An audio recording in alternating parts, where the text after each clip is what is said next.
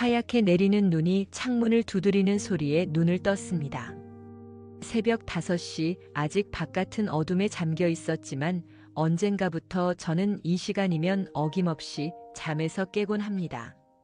산골에 살다 보니 도시의 소음은 없지만 그 대신 새들의 지저귐과 바람 소리가 제 알람 시계 역할을 하고 있죠. 이름은 장미자, 올해 68입니다. 사람들은 제게 아직 젊어 보인다고 하지만 거울을 들여다보면 주름이 깊어진 얼굴에 세월의 흔적이 그대로 담겨 있어요. 특히 제 눈가의 주름은 남편이 세상을 떠난 후 1년 사이에 더 깊어진 것 같습니다. 침대에서 일어나 창밖을 바라보니 밤새 내린 눈이 마당을 하얗게 덮고 있었어요. 강원도 산골짜기에 살다 보니 겨울이면 눈이 많이 내립니다. 처음에는 그 풍경이 너무 아름다워서 남편과 함께 창가에 앉아 눈 내리는 모습을 바라보며 행복해했지만 이제는 그 눈이 두렵기만 해요. 혼자서 눈을 치워야 하고 무엇보다 이 깊은 산속에서 고립된다는 생각에 불안감이 밀려옵니다. 여보, 오늘도 좋은 하루 보내세요. 침실 협탁에 있는 남편 사진을 바라보며 인사했습니다. 3년 전 우리는 서울 생활을 정리하고 이곳 강원도 산골로 귀촌했어요. 도시의 복잡한 삶에서 벗어나 자연과 함께하는 노후를 꿈꿨던 남편의 소원이었죠. 처음에는 저도 그 결정이 마음에 들었어요. 하지만 1년 전 갑작스러운 병으로 남편이 세상을 떠나고 나니 이 모든 것이 무의미해졌습니다. 남편은 차 운전을 도맡아 했었는데 혼자 남으니 가장 큰 문제가 교통이었어요. 면허가 있긴 하지만 젊은 시절 잠깐 운전했을 뿐 이런 산길은 엄두도 나지 않았습니다. 게다가 남편이 몰던 차도 낡아서 고장이 잦았어요. 결국 차를 팔고 완전히 고립된 생활을 하게 됐죠. 그런 저에게 유일한 희망은 강원도에서 지원하는 1,000원 택시였습니다. 교통 취약 지역 주민들을 위해 읍내까지 단돈 1,000원에 이동할 수 있는 서비스죠. 일주일에 2번 이 택시를 타고 읍내에 나가 장을 보고 병원도 가고 사람 구경도 합니다. 그렇게라도 외부와 연결되어 있다는 것이 큰 위안이 되었어요. 오늘도 읍내에 나갈 예정이었습니다. 냉장고가 거의 비었거든요. 간단히 아침을 먹고 옷을 챙겨 입었습니다. 두꺼운 패딩에 목도리, 장갑까지 단단히 준비했어요. 산속은 읍내보다 기온이 더 낮거든요. 택시가 오기로 1시간 10분 전 현관문 앞 벤치에 앉아 기다렸습니다. 하얀 입김이 나오는 추운 날씨였지만 기사님을 기다리는 이 시간이 묘하게 설레었어요. 아마도 일주일에 2번뿐인 외출이기 때문이겠죠. 멀리서 익숙한 택시 소리가 들려왔습니다. 언덕을 돌아 푸른색 택시가 모습을 드러내자 저도 모르게 미소가 지어졌어요. 미자 씨, 오늘도 일찍 나오셨네요. 택시에서 내린 김동수 기사님의 목소리는 항상 그렇듯 활기차고 친근했습니다. 63세 나이에도 불구하고 그는 항상 건강해 보였어요. 목 좋은 강원도 사투리와 구수한 웃음소리가 매력적인 사람이었죠. 네, 기사님. 오늘은 장을 많이 봐야 해서요. 제가 답하자 그는 웃으며 택시 문을 열어주었습니다. 이런 작은 배려가 혼자 사는 저에겐 큰 위안이 되곤 했어요. 오늘은 눈이 좀 내린다더니 진짜 왔네요. 산길 조심해서 가야겠어요. 택시에 오르자 동수 씨가 말했습니다. 항상 그는 날씨 이야기로 대화를 시작했어요. 처음에는 형식적인 대화라고 생각했지만 시간이 지나면서 그의 진심 어린 걱정이라는 것을 알게 되었죠. 네, 오늘 장 빨리 보고 일찍 들어와야겠어요. 눈 많이 내리면 집에 갇힐 수도 있으니까요. 걱정 마세요. 제가 안전하게 모셔다 드릴게요. 그의 말에 안심이 되었습니다. 택시는 산길을 따라 천천히 내려갔고 우리는 평소처럼 이런저런 일상 이야기를 나누었어요. 들판의 농사 이야기, 읍내 소식, 날씨 변화. 별것 아닌 대화였지만 혼자 살다 보니 이런 수다가 그리웠던 터라 즐거웠습니다. 동수 씨는 자녀분들이 잘 지내세요? 네, 다들 바빠서 자주 못 보지만 가끔 전화해요. 큰 아들은 부산에서 직장 생활하고 작은 아들은 서울에서 대학 다니고 있어요. 명절에나 얼굴 볼 수 있죠. 저도 그래요. 아들, 딸 다 서울에 있어서 명절에나 봐요. 전화로 안부만 묻고. 잠시 침묵이 흘렀습니다. 우리 둘 다 비슷한 처지였어요. 자녀들은 도시에서 자신의 삶을 살고 우리 같은 노인들은 외딴 곳에서 외로움을 달래며 살아가는 거죠. 미자 씨는 혼자 산골에서 지내시기 많이 힘드시죠? 그의 진지한 질문에 잠시 생각했습니다. 평소 이런 깊은 대화는 나누지 않았는데 오늘따라 그의 말투가 더 진지하게 느껴졌어요. 처음엔 정말 힘들었어요. 남편이 갑자기 떠나고 혼자 남으니 모든 게 무섭더라고요. 특히 밤이 제일 두려웠어요. 그럴 만하죠. 저도 아내가 먼저 가고 3년 동안 혼자 지내보니 알아요. 그 외로움이 어떤 건지. 순간 동수 씨의 눈빛이 흔들렸습니다.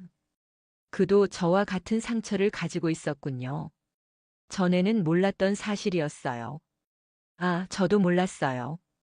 동수 씨도 혼자셨군요. 네, 5년 전에 아내가 암으로 떠났어요. 그 후로 혼자예요.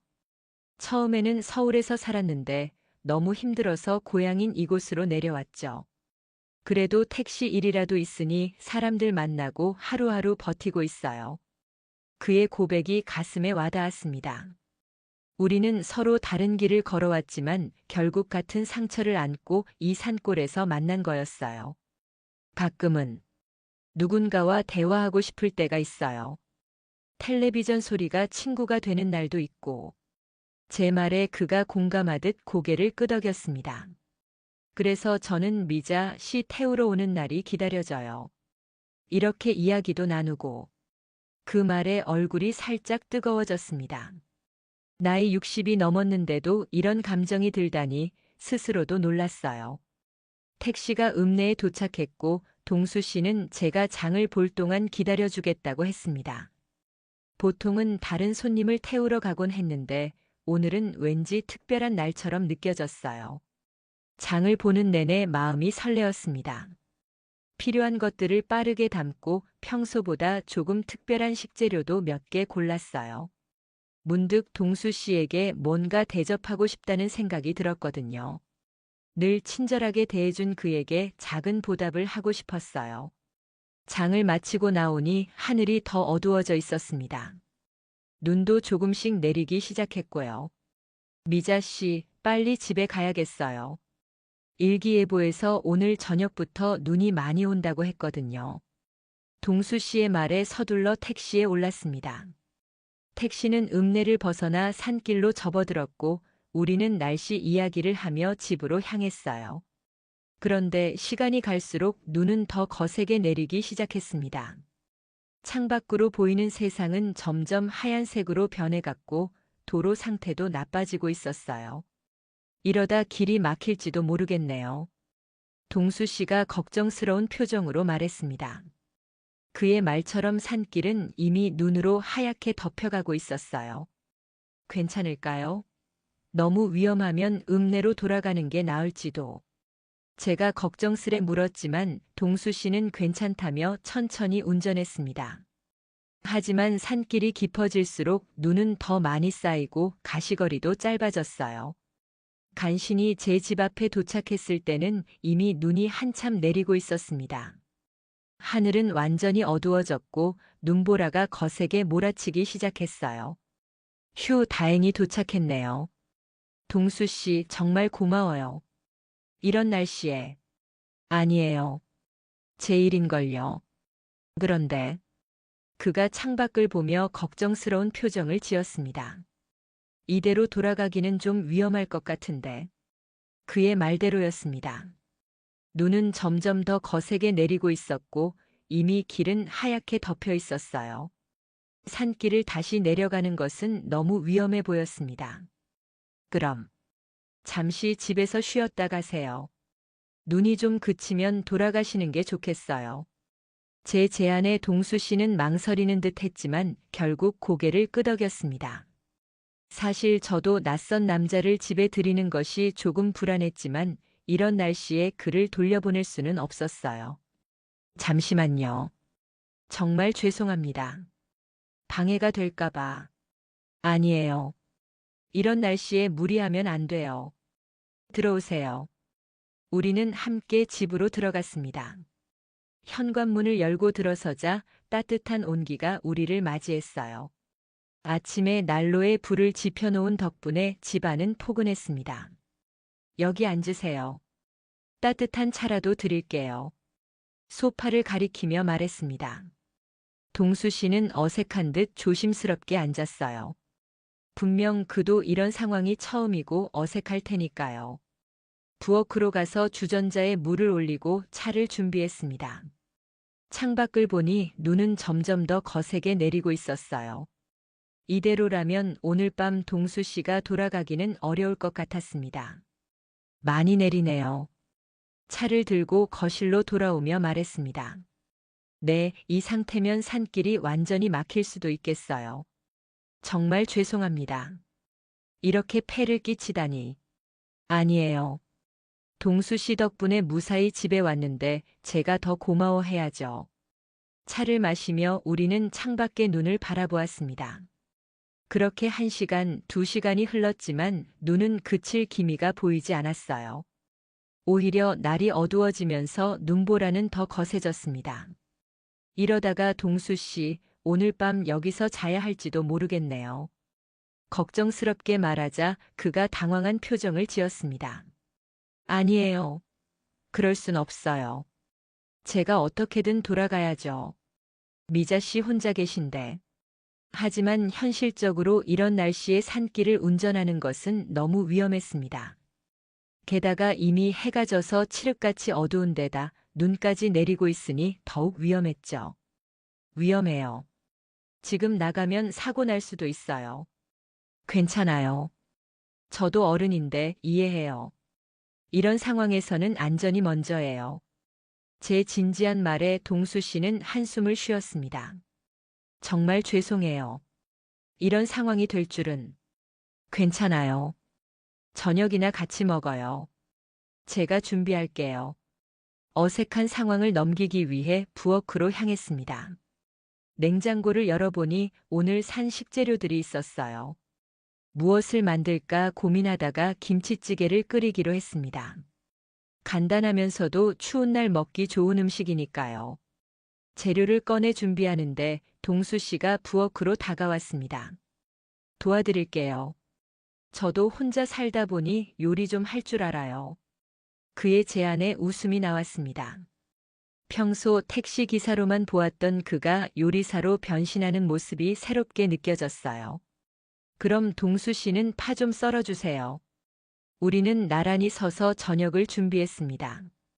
동수 씨는 생각보다 솜씨가 좋았어요. 파도 곱게 썰고 김치도 잘 손질했습니다. 혼자 살면서 많이 배웠네요.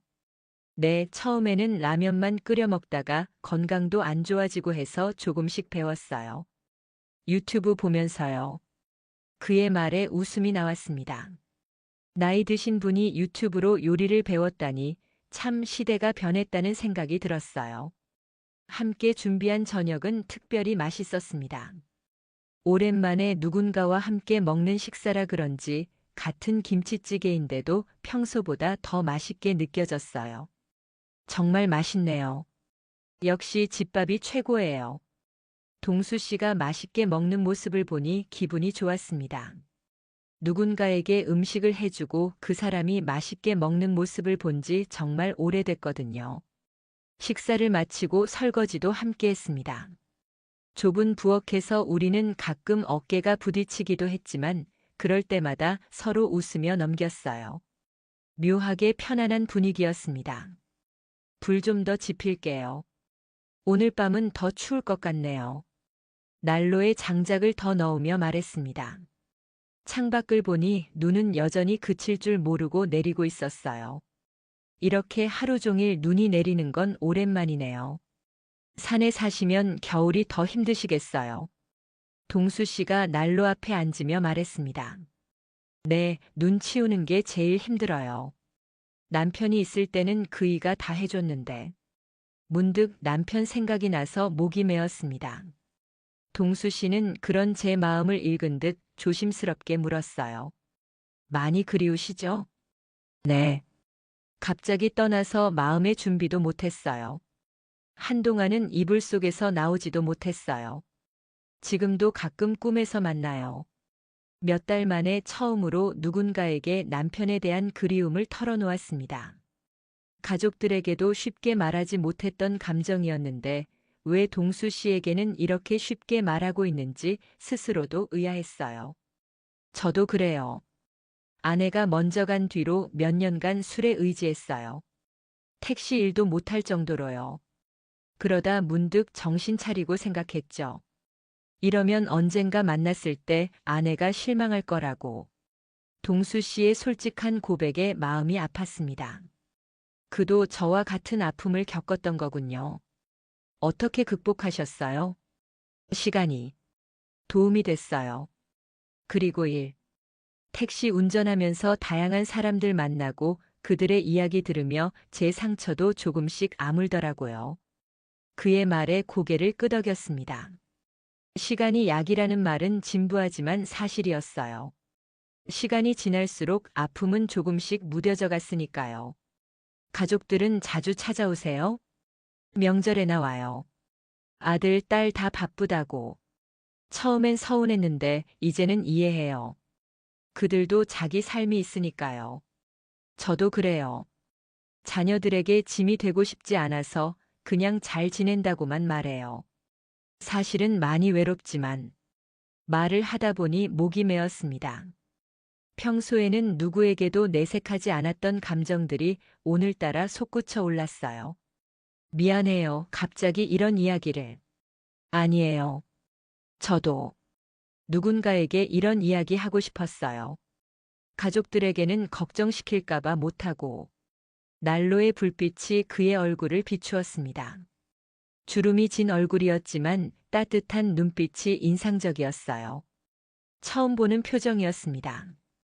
택시에서 만날 때는 항상 밝고 활기찬 모습이었는데 지금은 더 깊고 진중한 느낌이었어요. 동수 씨 혹시 차 한 잔 더 하실래요? 자리에서 일어나며 물었습니다. 그가 고개를 끄덕였고 저는 부엌으로 향했어요. 찻잔을 준비하며 문득 가슴이 따뜻해지는 느낌이 들었습니다. 오랜만에 누군가와 진심 어린 대화를 나누는 기분이 좋았어요. 차를 들고 돌아오니 동수 씨는 난로 앞에 앉아 불꽃을 바라보고 있었습니다. 그 모습이 왠지 쓸쓸해 보였어요.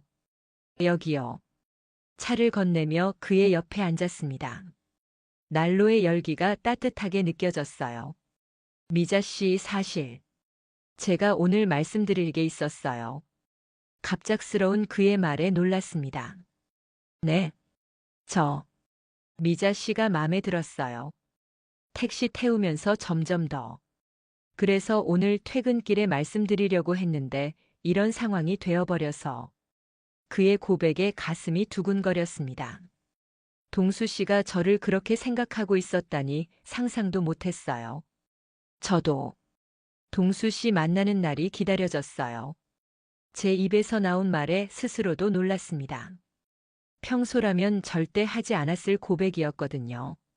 하지만 오늘 밤 난로 앞에서 나눈 대화와 함께한 시간이 제 마음을 열게 만든 것 같았어요.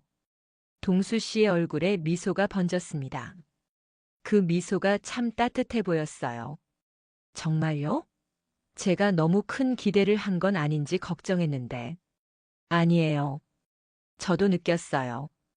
동수 씨가 차에서 내려줄 때, 짐 들어줄 때, 그 작은 배려들이 마음에 와닿았어요. 말을 하다 보니 얼굴이 뜨거워졌습니다.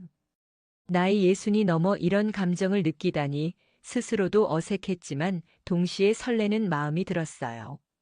미자 씨, 손 잡아도 될까요? 동수 씨의 조심스러운 물음에 말없이 손을 내밀었습니다. 그의 손이 제 손을 감싸 안았어요. 거칠지만 따뜻한 손이었습니다. 오랜만에 느껴보는 누군가의 온기였어요. 손이 차갑네요. 네. 항상 손이 차가운 편이에요. 제가 따뜻하게 해드릴게요. 그가 제 손을 양손으로 감싸 안았습니다. 그 순간 마음속 깊은 곳에서 무언가가 녹아내리는 느낌이 들었어요. 오랫동안 얼어있던 제 마음이 조금씩 풀어지는 것 같았습니다. 창밖에는 여전히 눈이 내리고 있었어요. 하얀 눈송이들이 창문을 두드리는 소리가 들렸지만 난로 앞에 우리는 따뜻했습니다. 미자 씨, 제가 너무 성급한가요? 아니에요. 우린 이미 충분히 서로를 알아왔잖아요. 몇 개월 동안 매주 만나면서 그의 눈에 안도감이 번졌습니다. 맞아요. 우리는 처음 만난 사이가 아니었어요. 3개월 전부터 일주일에 2번씩 택시 안에서 짧지만 소중한 대화를 나눠왔으니까요. 그 시간 동안 우리는 서로에 대해 조금씩 알아갔던 거예요. 내일 눈이 그치면 어떡할까요? 무심코 나온 제 말에 우리 둘 다 웃음이 터졌습니다. 그 웃음 속에는 내일이면 이 마법 같은 시간이 끝날 것이라는 아쉬움이 담겨 있었어요. 그래도 이제 우리는 택시 안에서만 만날 필요 없겠네요. 동수 씨의 말에 고개를 끄덕였습니다. 그래요. 이제 우리는 새로운 관계의 시작점에 서 있었어요. 시간이 얼마나 흘렀을까요? 난로 앞에서 이런저런 이야기를 나누다 보니 어느새 시계는 밤 11시를 가리키고 있었습니다. 이제 주무실 시간이 된 것 같네요. 동수 씨가 시계를 보며 말했습니다. 네. 그런데 갑자기 어색한 상황이 찾아왔습니다. 이 집에는 방이 2개 있지만 하나는 제 침실이고 다른 하나는 창고로 쓰고 있었거든요. 게다가 난방도 거실과 제 방만 되어 있었어요. 저는 소파에서 자면 돼요. 담요만 있으면 충분해요. 동수 씨가 말했습니다. 그의 배려에 고마웠지만 한편으론 서운한 마음도 들었어요. 아니에요. 방이 따뜻하니까 거기서 주무세요. 제가 소파에서 잘게요. 그건 안 됩니다. 어떻게 주인을 소파에서 재우고 제가 방을 써요. 잠시 침묵이 흘렀습니다. 둘 다 양보하려 하는 상황이 오히려 웃음을 자아냈어요. 그럼 방은 넓으니까 이불 하나 더 깔고 같이 자요. 그냥 옆에 누워만 있는 거예요. 제 제안에 동수 씨는 놀란 듯 했지만 이내 고개를 끄덕였습니다. 네, 그렇게 하겠습니다. 불편하실까봐 걱정됐는데. 괜찮아요. 우리 이제 서로 믿을 수 있잖아요. 침실로 들어가 이불을 하나 더 깔았습니다. 창문 너머로 보이는 눈송이들이 달빛에 반짝였어요.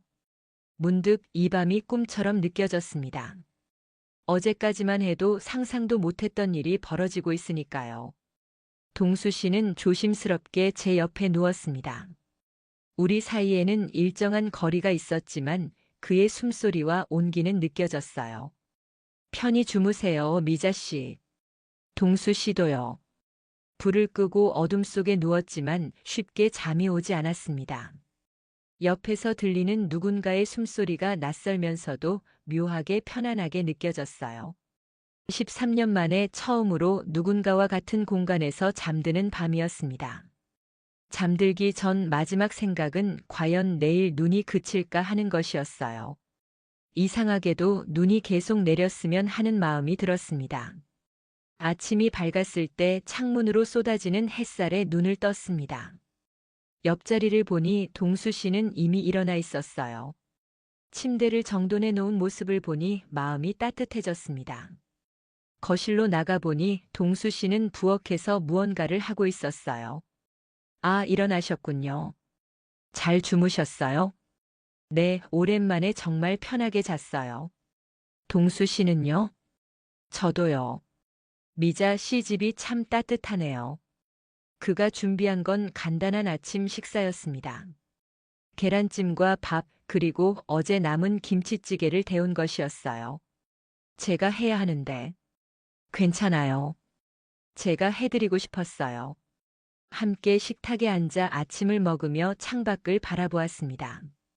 놀랍게도 눈은 그쳐 있었고 하늘은 맑았어요. 하지만 땅에는 무릎까지 오는 눈이 쌓여 있었습니다. 눈이 많이 쌓였네요. 네, 밤새 계속 내렸나 봐요. 하지만 이제 길이 보이니 돌아갈 수 있을 것 같아요. 그의 말에 묘한 아쉬움이 밀려왔습니다. 어제의 특별한 시간이 끝나간다는 생각에 서운했어요. 그래도 돌아가기 전에 눈 좀 치워드릴게요. 그냥 가면 미자 씨 혼자 감당하기 힘들 테니까요. 식사를 마치고 동수 씨는 현관으로 나갔습니다. 제가 가지고 있던 남편의 삽으로 눈을 치우기 시작했어요. 창가에서 그 모습을 지켜보는데 문득 이게 꿈이 아닌 현실이라는 것이 새삼 실감났습니다. 두꺼운 옷을 입고 밖으로 나가 저도 함께 눈을 치웠습니다. 함께 하니 일이 훨씬 수월했어요. 땀을 흘리며 작업을 마치고 나니 현관까지의 길이 말끔하게 정리되었습니다. 고마워요, 동수 씨. 혼자였으면 하루 종일 걸렸을 거예요. 별 말씀을요. 당연히 해야죠. 눈을 치우고 집으로 돌아와 따뜻한 차를 마셨습니다. 이제 정말 헤어질 시간이 다가오고 있었어요. 미자 씨, 오늘 이렇게 가게 됐지만 다음에 또 뵐 수 있을까요? 그냥 택시 안에서가 아니라. 동수 씨의 질문에 망설임 없이 고개를 끄덕였습니다. 네, 물론이죠. 저도 그러고 싶어요. 그의 얼굴에 환한 미소가 번졌습니다. 그럼 다음 주 토요일 읍내에서 점심 같이 먹을까요? 좋아요. 기다릴게요. 마침내 동수 씨가 떠날 시간이 되었습니다. 눈이 녹은 길을 택시로 조심스럽게 내려갈 수 있을 것 같았어요. 현관문 앞에서 그와 마주 섰습니다. 어제 정말 좋은 시간이었어요. 동수 씨가 말했습니다. 저도요. 이런 눈이 또 내렸으면 좋겠네요. 제 말에 그가 웃음을 터뜨렸습니다. 눈 없이도 만날 수 있잖아요. 그렇네요. 서로 바라보며 웃었습니다. 그때 동수 씨가 조심스럽게 다가와 제 볼에 가볍게 입맞춤을 했어요. 순간 가슴이 떨렸습니다. 다음 주에 뵐게요, 미자 씨. 네, 조심히 가세요. 그가 택시에 오르고 천천히 산길을 따라 내려가는 모습을 지켜보았습니다. 택시가 보이지 않을 때까지 손을 흔들었어요. 집으로 돌아와 창가에 앉아 하얀 눈 덮인 풍경을 바라보았습니다. 어제와 같은 풍경이지만 오늘은 모든 것이 다르게 느껴졌어요. 마치 제 인생에 새로운 색이 입혀진 것처럼요. 남편 사진을 바라보며 속삭였습니다. 여보, 괜찮을까요? 내가 다시 누군가를 만나도. 물론 대답은 없었지만 왠지 남편도 이해해 줄 것 같은 느낌이 들었어요. 그도 제가 혼자 외롭게 살기를 바라지는 않았을 테니까요. 그날 이후로 저와 동수 씨는 매주 만나기 시작했습니다. 처음에는 읍내에서 식사를 하고 영화를 보기도 했어요. 점점 서로에 대해 더 많이 알아가면서 마음도 더 깊어져 갔습니다. 한 달이 지난 어느 날 동수 씨가 제안했어요. 미자 씨, 제가 일주일에 한두 번 정도 여기 와서 도와드리면 어떨까요? 눈도 치우고 장작도 패고. 그의 제안에 기쁘게 동의했습니다. 그렇게 동수 씨는 일주일에 2번씩 제 집에 오게 되었어요. 함께 집 주변 일을 하고 저녁을 먹고 때로는 밤늦게까지 이야기를 나누다 가곤 했습니다. 처음에는 마을 사람들의 시선이 신경 쓰였지만 시간이 지나면서 그런 것에 연연하지 않게 되었어요. 우리의 행복이 더 중요하다는 것을 깨달았으니까요. 봄이 왔을 때 동수 씨가 조심스럽게 물었습니다. 미자 씨, 제가 여기로 이사 와도 될까요? 물론 따로 살겠습니다. 그냥 가까이 있으면서 미자 씨를 돕고 싶어요. 그의 제안에 깊이 생각했습니다. 사실 저도 동수 씨가 더 가까이 있었으면 하는 마음이 있었어요. 하지만 너무 서두르고 싶지는 않았습니다. 동수 씨, 우선은 지금처럼 자주 오가는 게 어떨까요? 서두르지 말고 천천히. 그는 제 말에 이해한다는 듯 고개를 끄덕였습니다. 네, 미자 씨 마음을 존중할게요. 서두르지 않겠습니다. 그 후로도 우리의 관계는 계속되었습니다. 여름이 오고 텃밭에 함께 채소를 심었어요. 가을이 되어 수확을 하고 김장을 함께 했습니다. 그렇게 계절이 바뀌는 동안 우리의 마음은 더욱 깊어져 갔어요. 그리고 다시 겨울, 우리가 처음 특별한 인연을 맺은 그 계절이 돌아왔습니다. 미자 씨, 기억나요? 작년 이맘때, 동수 씨가 창밖에 눈을 바라보며 말했습니다. 네, 어떻게 잊을 수 있겠어요. 그날 눈이 아니었다면 우린 지금 이렇게 함께 있지 못했을 거예요. 맞아요. 그 눈은 마치 우리에게 선물처럼 내려준 거였어요. 그날 저녁 동수 씨는 작은 상자를 꺼냈습니다. 열어보니 소박하지만 예쁜 반지가 들어 있었어요. 미자 씨, 우리 결혼할까요? 늦은 나이에 만난 우리지만 남은 인생 함께 하고 싶어요. 눈물이 났습니다. 이런 날이 다시 올 줄은 몰랐어요. 누군가에게 사랑받고 또 누군가를 사랑하는 이 감정이 이렇게 다시 찾아올 줄은요. 네, 동수 씨. 함께 해요. 그렇게 우리는 약혼을 했고 이듬해 봄 조용한 결혼식을 올렸습니다. 마을 사람들과 가족들 앞에서 새로운 시작을 약속했어요. 지금 우리는 이 산골에서 함께 살고 있습니다. 동수 씨는 여전히 택시 일을 하고 저는 텃밭을 가꾸며 평화로운 일상을 보내고 있어요. 더 이상 외롭지 않고 두렵지 않습니다. 내 곁에 함께 눈을 치우고 장작을 패고 밤에는 따뜻한 이불 속에서 서로의 온기를 나눌 수 있는 사람이 있으니까요. 가끔은 그날 밤 내렸던 눈을 생각합니다. 아마 그 눈이 아니었다면 우리는 택시 안에서의 짧은 대화로만 관계를 이어갔을지도 모르겠어요. 인생은 참 예측할 수 없는 것 같습니다. 가장 춥고 외로운 날에 가장 따뜻한 사랑이 찾아오다니. 때로는 인생에서 가장 어둡고 추운 눈밤이 가장 따뜻한 봄의 시작일 수 있다는 것을 이제야 깨닫습니다. 늦은 나이에 만난 사랑이지만 그 사랑은 젊은 시절의 그 어떤 감정보다도 깊고 단단합니다. 이제 더 이상 앞으로의 시간이 두렵지 않아요. 함께 나누는 매일이 소중하고 감사할 뿐입니다. 이야기가 재미있으셨나요? 좋아요와 구독으로 응원해 주시면 더 많은 감동적인 이야기로 찾아뵙겠습니다. 여러분의 작은 관심이 저에게는 큰 힘이 됩니다. 감사합니다.